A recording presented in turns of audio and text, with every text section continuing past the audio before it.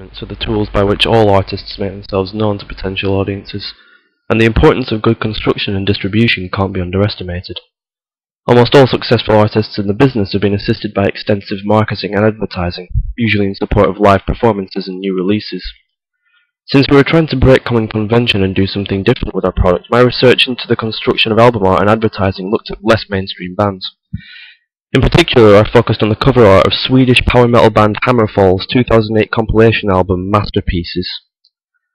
While most space is taken up by the band's unchanged logo and the presence of their mascot, Hector the Paladin, the lower half of the cover is littered with visual references to the bands being covered, such as a pumpkin referring to Helloween, the spray-painted logo of Twisted Sister, the Europe logo emblazoned on a rock, and two signs referring to Skid Row's Youth Gone Wild and Kiss's Detroit Rock City, to name a few.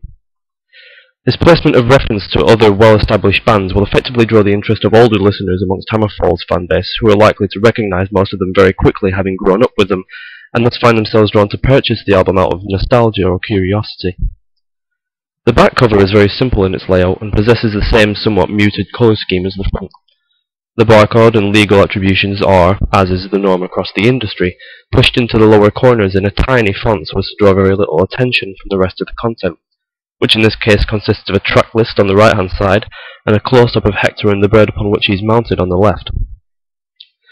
It's common for metal bands, especially within these subgenres, to forego personal appearances in their album work in preference to a mascot, such as Disturbed's grinning character known only as the Guy, or some other form of imagery.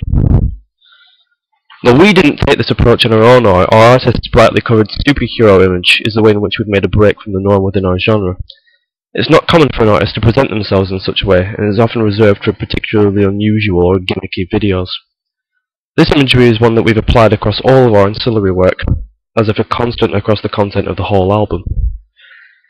Album release advertisements, like the album covers themselves, are carefully constructed to present the artist's brand image and garner as much interest as possible. As often as not, though, this advertisement is not for the album itself, but a performance or tour in support of the release.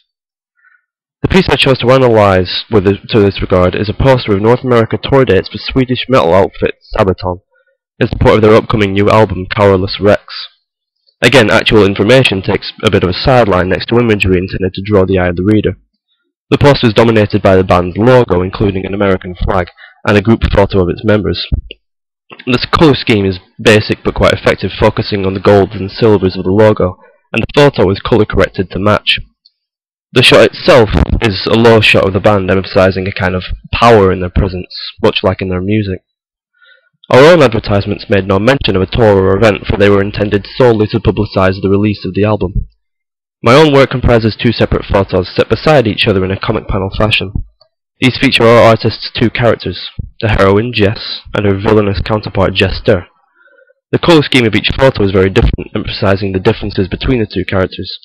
Jess's background and text are very colourful, and she wears a